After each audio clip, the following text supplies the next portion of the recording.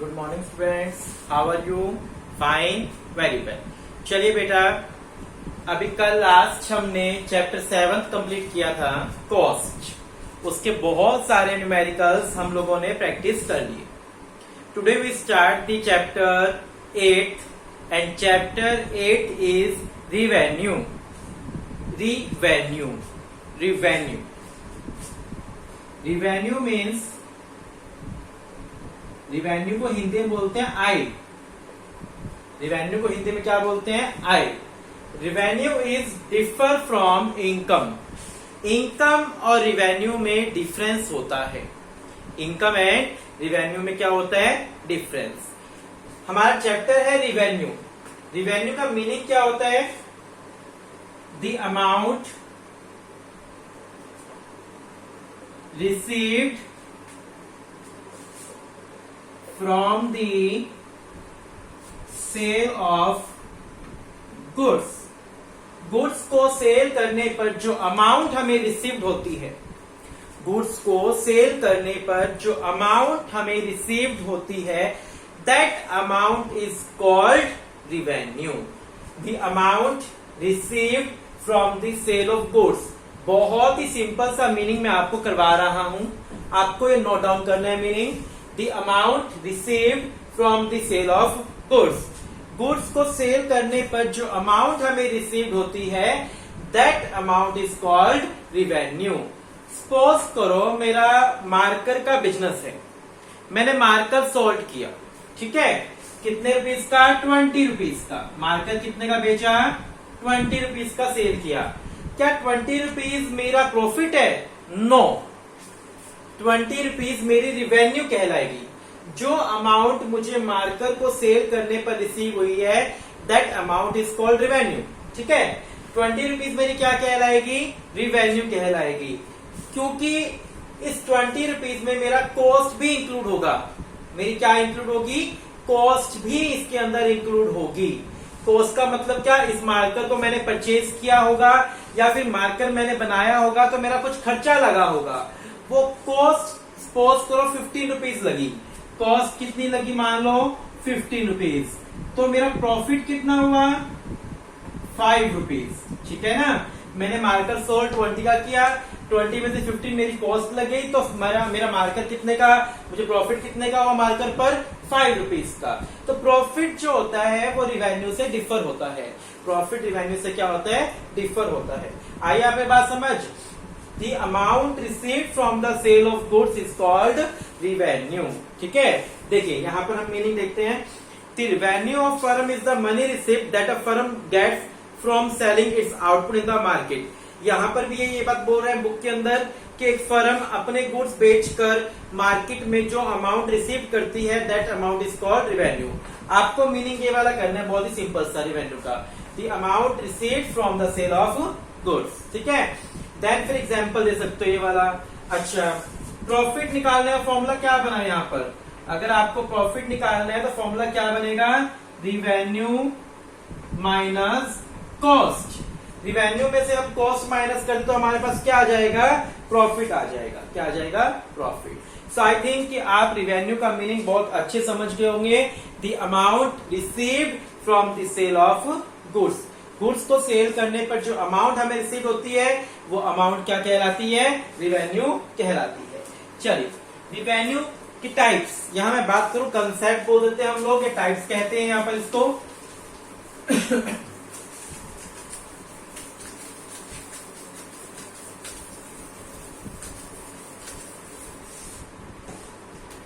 Concept of revenue. Revenue के 3 concept है यहाँ पर।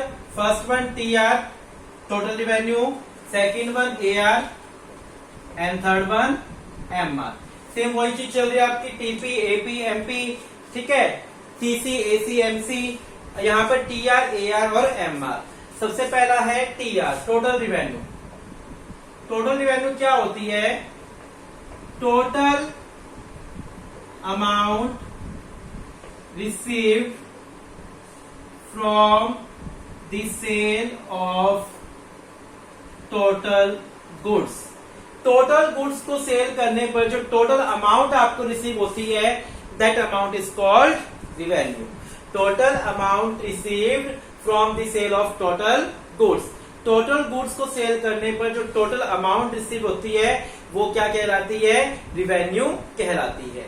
देखिए यहां पर सपोज करो आपके पास किसी गुड की 10 यूनिट है, इस मार्कर की 10 यूनिट है, आपने 100 रुपीज में सेल कर दी, तो 100 रुपीज क्या कहलाएगी? Total amount. और टोटल गुड्स कितने हो गए? 10 यूनिट। ठीक है, तो टीआर क्या कहलाती है? Total amount received from the sale of total goods. Total amount received from the sale of total goods. Total amount received from the sale of total goods, that is called total revenue. Got it? बात clear है? Total amount received from the sale of total goods is called total revenue. Total revenue निकालने का formula होता है यहाँ पर price into quantity. Price into quantity. Suppose करो मैं कहता हूं कि 10 रुपीज मार्कर का प्राइस है, 10 रुपीज क्या है? प्राइस। और आपने 20 मार्कर सोल्ड करे। 10 रुपीज मार्कर का प्राइस है, एक मार्कर का प्राइस कितना है? 10 रुपीज। एंड आपने 20 मार्कर क्या कर दिए? सोल्ड कर दिए। तो यहां पर आपके पास कितनी अमाउंट आएगी? 20 इंटू 10, 200 रुपीज। सेम वही फॉर्मूला बन गया, प्राइस इंटू में क्वांटिटी। प्राइस को क्वांटिटी से क्या कर दो? मल्टीपल कर दो, तो आपके पास क्या आ जाएगी? Total revenue.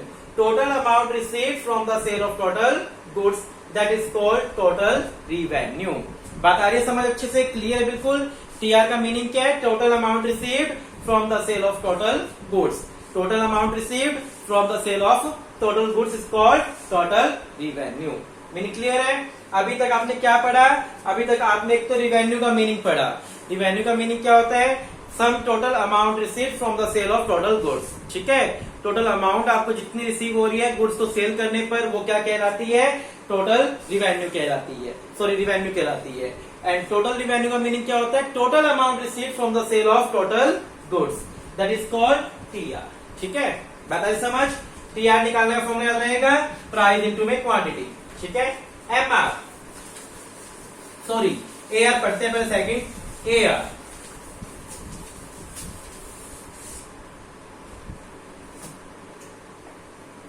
Average revenue, revenue per unit of output. Revenue per unit of output meaning क्या है? Revenue per unit of output. Clear है? Revenue per unit of output. ठीक है, इसका मतलब क्या हुआ? सपोज करो आपने 10 यूनिट सोल्ड करी 100 रुपीज की। 10 यूनिट कितने की सोल्ड करी? 100 की। तो 1 यूनिट कितने की हो गई? 10 रुपीज की। 1 यूनिट कितने की हो गई? 10 रुपीज की। That is called average revenue. Average revenue का मीनिंग क्या होता है? Revenue per unit of output. एक यूनिट का रिवेन्यू क्या कहलाएगा? Average revenue. ठीक है, revenue per unit of output. बताइए समझ? AR revenue per unit of output. 1 unit is equal to 10 rupees. ठीक है, चलिए आगे देखिए, ध्यान से देखिए। एआर निकालने का फॉर्मूला क्या होता है? TR divide by Q. Total revenue को आउटपुट से क्या कर दो? डिवाइड कर दो, तो आपके पास क्या आ जाएगा? एआर आ जाएगा। ठीक है, AR is equal to TR upon में क्यू। ठीक है, एवरेज रिवेन्यू को प्राइस भी बोलते हैं, एआर को इक्वल टू पी बोलते हैं, वो लोग हम आगे समझेंगे। अगर अब इतना समझिए, एवरेज रिवेन्यू का मीनिंग क्या होता है? Revenue per unit of output. एक यूनिट का जो रिवेन्यू होता है वो क्या कहलाता है? एवरेज रिवेन्यू कहलाता है। ठीक है, मार्जिनल रिवेन्यू, नेक्स्ट क्या है? Marginal revenue, change in TR due to change in sale of output. Output की सेल में चेंज होने से टीआर में जो चेंज होता है, आउटपुट की सेल में चेंज होने से टीआर में जो चेंज होता है वो चेंज क्या कहलाता है? MR. Change in TR due to change in sale of output. Change in TR due to change in sale of output. Suppose करो 10 यूनिट्स को सोल्ड किया तो रिवेन्यू हुआ 100। 11 को सोल्ड किया 110, 12 यूनिट को सोल्ड किया 120। यहां देखो रिवेन्यू में चेंज हो रहा है किसके कारण?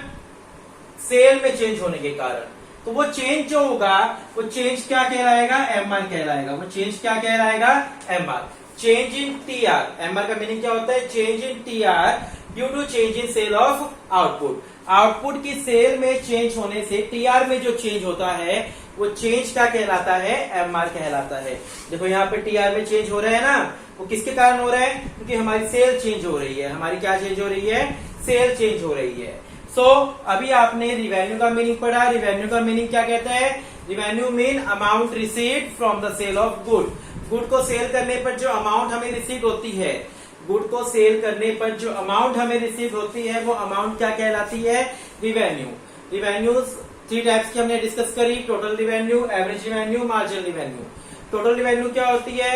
टोटल रिवेन्यू का मतलब होता है total amount received from the sale of total goods.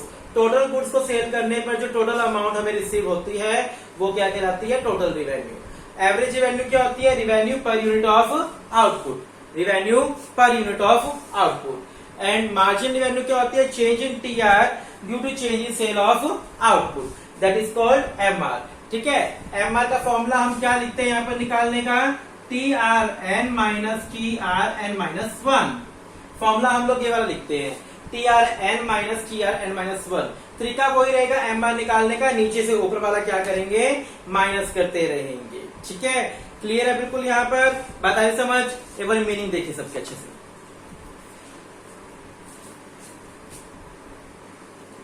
चलिए बेटा देखिए, अभी तक आपने इन सब का मीनिंग समझ लिया, टी आर का, ए आर का, एम आर का। अब मैं आपको इस चैप्टर का मेन कंसेप्ट समझाने जा रहा हूं। ये चैप्टर कहता है टी आर कभी भी नेगेटिव नहीं हो सकती। ठीक है, टी आर नेगेटिव नहीं हो सकता, ए आर भी नेगेटिव नहीं हो सकती, एम आर नेगेटिव हो सकता है। ये कंसेप्ट समझना बेटा। टी आर कभी नेगेटिव नहीं हो सकती, एवरेज रिवेन्यू कभी नेगेटिव नहीं हो सकती, एम आर नेगेटिव हो सकती है। A R equal to price, ये चीज बाद में समझेंगे, पहले ये समझो। टी आर नेगेटिव नहीं हो सकता। आप कोई भी गुड बेच रहे हो, मान लो मैं मार्कर का काम करता हूं, मेरा मार्कर का बिजनेस है, मैं मार्कर सोल्ड कर रहा हूं, तो ये तो होगा नहीं कि मैं किसी को मार्कर भी दूंगा और साथ में पैसे भी दूंगा। ऐसा तो होता ही नहीं बिजनेस के अंदर कि हम किसी को गुड्स भी दें और बदले पैसे भी दें। ऐसा तो नहीं होगा ना। यानी मैं अगर गुड्स बेच रहा हूं तो कुछ ना कुछ तो पैसे आएंगे, या फिर फ्री में दे सकता हूं किसी को 0 रुपीज, लेकिन कभी ये तो पॉसिबल ही नहीं कि मैं गुड्स भी दूं सामने वाले को और पैसे भी दूं। सो टी आर कभी भी नेगेटिव नहीं हो सकती। ठीक है, एवरेज रिवेन्यू भी नेगेटिव नहीं हो सकती, क्योंकि एवरेज रिवेन्यू का मतलब क्या होता है? रिवेन्यू पर पीस। रिवेन्यू पर पीस, मान लो मैं चाहे एक बेच रहा हूं चाहे कितनी भी बेच रहा हूं, मान लो मैं सिंगल मार्कर भी बेच रहा हूं, तो भी ये बात पॉसिबल नहीं है मैं किसी को मार्कर भी दूंगा और किसी को पैसे भी दूंगा उसके बदले में। ऐसा तो पॉसिबल नहीं है ना कि मैं सामने वाले को मार्कर भी दूं और साथ में उसको पैसे भी दूं। यानी टी आर और ए आर नेगेटिव नहीं हो सकती। टी आर टोटल रिवेन्यू और एवरेज रिवेन्यू नेगेटिव नहीं हो सकती। तो आपके माइंड में आएगा एम आर कैसे नेगेटिव हो सकती है? तो हाँ, इसके पीछे रीजन है। सपोज करो हमने 10 यूनिट बेची 110 की। ठीक है, कितने की? 110 की। 11 यूनिट बेची हमने 120 की। कितने की? 120 की। 12 यूनिट बेची हम लोगों ने 119 की। ऐसा हो सकता है? बिल्कुल हो सकता है ऐसा। ठीक है, ऐसा बिल्कुल हो सकता है कि 12 यूनिट हम लोग 119 की बेचे। ऐसा तो हो सकता है। ठीक है, देखो यहां पर ये टी आर है तो ये तो नेगेटिव नहीं आई, डिवाइड करोगे ए आर निकालने के लिए तो वो भी नेगेटिव नहीं आनी किसी एंगल से। हाँ, एम आर कैसे नेगेटिव आ गई? अब यहां पर एम आर देखो कैसे नेगेटिव आ गई। पहला ब्लैंक होता है एम आर, 120 में क्या गया? 10। ठीक है, 119 में से 120 गया तो माइनस का 1। यही बनेगा ना, 119 में से 20 गया, 120 गया तो माइनस का 1। ये पॉसिबल है, ऐसा पॉसिबल हो सकता है? हाँ जी बिल्कुल हो सकता है। हो सकता है कि 11 यूनिट में 120 की बेच रहा हूं, लेकिन 12 यूनिट, टोटल 12 यूनिट मैं 119 की बेचूं, क्योंकि हो सकता है 2 खराब हो, कुछ भी हो सकता है, पॉसिबिलिटी कुछ भी हो सकती है। हम साथ में फ्री दे रहे हैं और फिर वो हमें एक फ्री मिलेगा और 2-3 रुपए कम भी दे गया, 5 रुपए कम भी दे गया, तो ऐसा तो हो सकता है यहाँ पर। तो यहाँ कहने का मतलब क्या है कि एमआर नेगेटिव हो सकती है, लेकिन टीआर और एआर कभी भी नेगेटिव नहीं हो सकती। एक तो ये कंसेप्ट क्लियर है अच्छे से। Second concept, AR equal to price, average revenue equal to price. ये बात आ गई समझ आप लोगों को? अगर मैं आपसे पूछूं कि टीआर नेगेटिव हो सकता है तो आप क्या कहोगे? नहीं सर, टीआर नेगेटिव नहीं हो सकता, रिवेन्यू कभी नेगेटिव नहीं होती। एवरेज रिवेन्यू नेगेटिव हो सकता है? नहीं सर, ठीक है, एवरेज रिवेन्यू भी नेगेटिव नहीं होगा, क्योंकि हम किसी को गुड सोल्ड करेंगे 1 यूनिट तो बदले में कुछ ना कुछ तो रिवेन्यू होगी ही होगी हमारी। आप कहोगे सर एमआर नेगेटिव हो सकता, मैं पूछूंगा आपसे एमआर नेगेटिव हो सकता है, तो आप कहोगे सर एमआर नेगेटिव हो सकता है। उसका सारा एग्जाम्पल मैंने आपको समझा दिया कि एमआर नेगेटिव कैसे हो सकता है, वो चीज मैंने आपको अभी समझा दी। ठीक है, अब चलिए, average revenue equal to price, AR equal to price. ठीक है, ये थ्योरम है, हमें मुझे प्रूफ करनी है। मैंने आपको पहले भी बोला था इस चैप्टर के अंदर, अभी थोड़ी देर पहले, कि रिवेन्यू जो एआर होती है इस चैप्टर के अंदर वो प्राइस के इक्वल होती है। एवरेज रिवेन्यू किसके इक्वल होती है? प्राइस के इक्वल। कैसे? देखिए, हमें थ्योरम बेस लेके चलने हैं। सपोज कर लेफ्ट हैंड साइड, ठीक है, लेफ्ट हैंड साइड मान ले इसको, लेफ्ट हैंड साइड एआर ले लो। लेफ्ट हैंड साइड क्या है? एआर। एआर का फॉर्मूला क्या होता है? टीआर अपॉन में आउटपुट, यही होता है ना। मैंने एआर की जगह फॉर्मूला लिख लिया, टीआर अपॉन में आउटपुट। ठीक है, टीआर को क्या लिख सकते हैं? बिल्कुल फर्स्ट कंसेप्ट, टीआर को निकालने का फॉर्मूला मैंने आपको क्या बताया था? Price into quantity, price into quantity upon में क्वांटिटी।